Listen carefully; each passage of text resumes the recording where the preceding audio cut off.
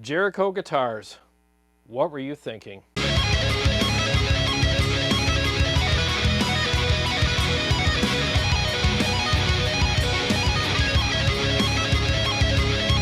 Well, it's been a few days since Jericho Guitars made that infamous post on their Facebook page, and I'm going to read it to you now, and I'm going to give you my thoughts on the whole situation because a lot of people have been asking me about it. So here's the post.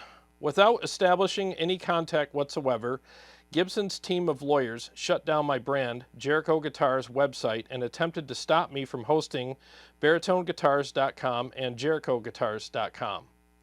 They shut down my personal and business email and shut off Jericho Guitars web hosting service.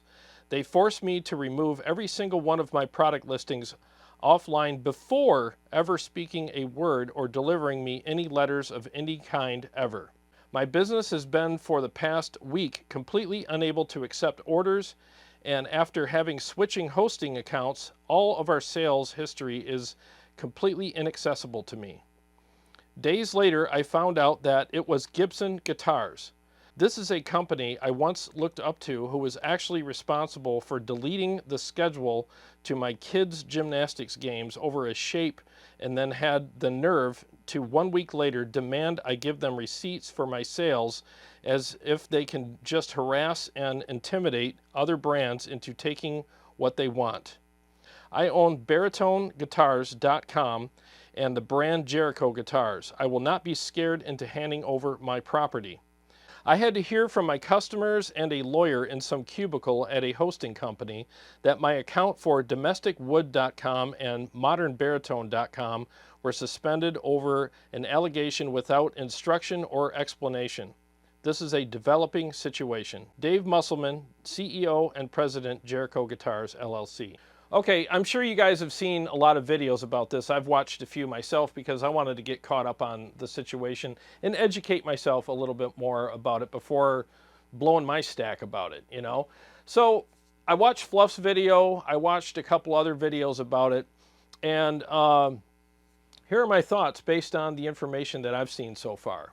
Now, regarding Dave's statement, I just don't see how a company the size of Gibson, with all of their lawyers and all of the knowledge that these lawyers possess, would just shut somebody down without sending them a cease and desist letter first. Now, I don't know if they sent it or they didn't, but it just doesn't make sense to just shut down a company without at least, you know, giving a shot across the bow per se. You know, like, hey, you're treading on some murky waters here, buddy. You might want to back your engines up and get back on your side of things. You know what I mean? Why would they just go and do that? I mean, because if they do that without a warning, maybe there's some repercussions that might come their way in a legal sense. I don't know. I'm not a lawyer, but I just think that there's things that have to be done in a certain way with certain steps in mind so that this can be done legally. So basically what happened was Jericho Guitars made two guitars that are exact replicas of guitars that Gibson makes, a single cut and an Explorer body, and right down to the color, right down to the fit and finish, the whole design is pretty much exactly the same.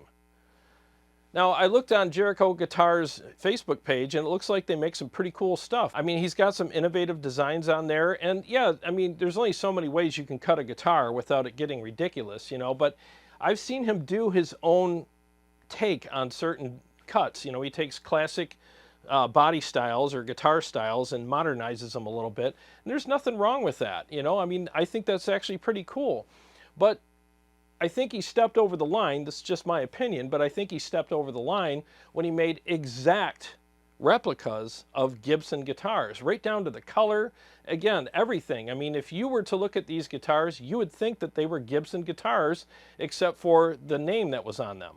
Now again, I don't see anything wrong with making a single cut guitar, but man, do your own freaking version of it. Do your own take of it.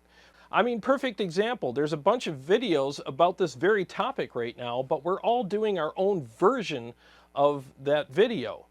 Now, if I was to take Fluff's video and say exactly what he said, word for word, and put it out there, I would expect Fluff to come after me and go, dude, what are you doing? You're basically just doing the same video I did, verbatim, word for word. Why don't you give your own thoughts on it? And you know what? I wouldn't blame Fluff if he came after me for doing that. He has every right to, and I deserve whatever those repercussions are. And I kind of know what that feels like because I had some asshat try to do that to me several months ago on one of my videos. Except he did a really horrible job at it and made a fool out of himself, but I digress. Side note, if you're going to copy one of my videos, at least learn how to play guitar first. So anyways, I've been reading a lot of the comments on different videos that I've seen here on YouTube and on the Facebook page for Jericho Guitars. And there's a lot of people sticking up for Jericho Guitars on his page. Obviously, it's his page, so why wouldn't they? I mean, they're fans of his work and what he does, so they're obviously going to be sticking up for him on his page. But in the YouTube sphere, I see a lot of people pretty much zooming out and looking at this logically. And that's what I'm trying to do in this video here, is just be logical about it. First of all, I'm not a huge fan of Gibson guitars. You've never seen me play one on the show, and it's pretty likely I'm never going to buy one. I mean, first of all, I think their guitars are probably good for a lot of people, and if you like their guitars, well, you're playing the right guitar for you. My opinion, they don't work for me at all. If I'm going to spend that kind of money on a guitar, I'll get something like what you see next to me here. I'll get an Ernie Ball.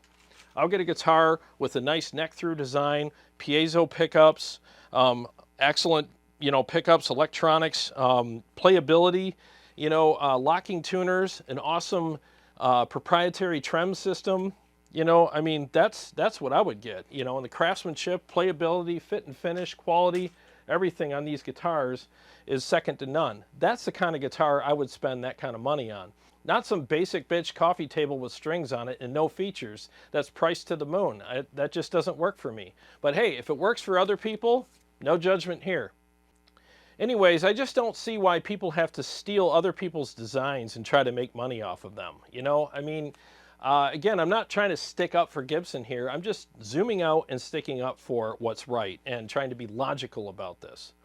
And if someone was to steal my design on something that I created, you bet your ass I'd come after them. Why not? I mean, music is a very creative endeavor, and the instruments that we need to create music with have to be creative as well.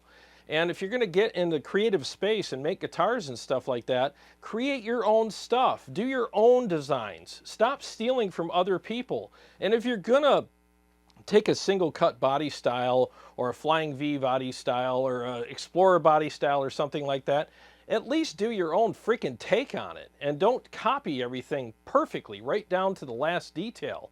Even the color, I mean, do something different with it. Be innovative. And speaking of innovation, why are you stealing from a company who isn't really that innovative at all? In fact, Gibson's so uninnovative that when they tried to be innovative, they created a bunch of guitars and then ran them all over with a bulldozer. I mean, that's how horrible those guitars were. So why don't you steal from somebody that actually knows how to be innovative, like Ernie Ball or somebody like that, who actually creates stuff that's very innovative. I mean, look at Ernie Ball. Look at all the stuff they've done. Amazing guitars, and they're just world-class instruments, and there's all these different features and all these different things that they do with them. Look at the Kaizen. Look at all of their different guitars that they make. That's a guitar company with innovative ideas that actually work. You're never going to see Ernie Ball bulldozing their own guitars, because when they release something, they know it's good. I mean, stealing a single cut design from Gibson and doing it yourself is the same thing as breaking into a billionaire's house and walking out with a couch cushion. I mean, what are you doing? If you got the combination to the safe, at least make it worth your while and go in there and take the billions, But you're walking out with a freaking couch cushion thinking that you did something. And you're going to risk your career over a freaking couch cushion? And on top of that, going out there and posting this thing that they posted on their Facebook page, I mean, what does that do for them? Well, for one thing, it generates sales, because now all of the people that are fans of that brand are going to be sympathetic towards them, and it's probably going to generate a bunch of sales for them, and they're going to get a bunch of sympathy sales. But the thing is, though, is at the end of the day, you're risking your career, you're risking your business. I mean, they just shut your freaking website down, and what does that do for your customers if you're going to do this kind of stuff? I mean, why would I want to risk spending my money on a brand that gets their website shut down because they stole designs or copied right down to the last detail designs from another company and had a bunch of litigation against them and had their website shut down. What happens to my order then? What if this company goes out of business? What if they're so tied up in litigation they don't have time to make guitars? And what if they lose? What happens to my money? What happens to my deposit? Where's my guitar? What happens then? I mean, that's a risky venture. And as a consumer, I would be kind of hesitant to send them my money right now because I would be worried about them being tied up in all these, legalities and litigations. And then next thing you know, they can't even deliver the product or a refund. And how do I come after them then? So I just think it's bad business. It doesn't look good.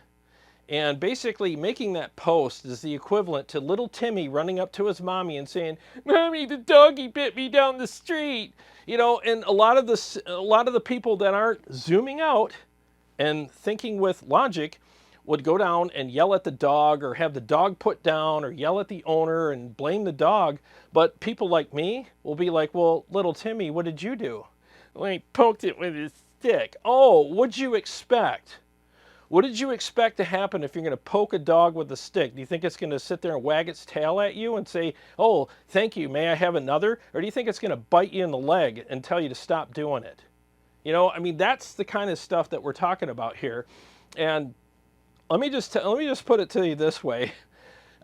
If you're going to mess with Gibson, especially a company as litigious as Gibson is, I mean, they've come after so many people because they've copied their designs or came close to it or whatever. And you know this. You know damn good and well they're doing this. But what you did is say, "Oh, hold my beer. Not only am I going to copy some of their designs, but I'm going to make them exact replicas." And you're going to expect Gibson to just ignore that and not come after you? You better bet your ass they're going to come after you. And I'm sorry, but I don't feel sorry for you. I don't. I mean, if you make really good guitars and your designs are awesome and they're your own custom thing, then just continue down that road. Stop trying to copy what other people are doing. And don't get mad at them when they come after you for copying their designs. I mean, for crying out loud, if you want to make a guitar, make something innovative. You know what? Why don't you blaze your own trail and make something amazing and make your own name for yourself and stop riding other people's coattails and get mad at them when they stop and go, "Wow, what's weighing me down here?" And they turn around and notice it's you riding on their coattails, hoping to get further in life and further in your career on their steam, on their energy, on their name, on their designs. And don't get mad at them for being like, "Hey, get off my coattails." And if you don't get off, then they have to turn around and kick you off. And then you're going to show everybody, "Look at my boo-boo from Gibson kicking me off their coattails." Shut up. I mean, I'm sick of the whining and complaining about stuff like this. I really am. And don't expect people to come to your defense when you did something that was legally wrong. Stick to your own designs if you're a guitar manufacturer or manufacturing anything. Do your own thing. And how would you feel if somebody copied one of your designs and tried to make money on it and tried to ride on your coattails and weigh you down? I'm sure that wouldn't be very fun for you either. Now, I hope this whole thing works itself out, and I don't wish any ill will on either party in this, situation at all. I hope that they work things out and they move on with their businesses and do rather well. Now, I think that Jericho Guitars makes some really good stuff. I looked on their Facebook page, checked out some of the pictures of the guitars, and they look really cool. Maybe they should just stick with that design. But on the other hand, stop whining about how the big dog bit you, because you're the one that poked him with a stick.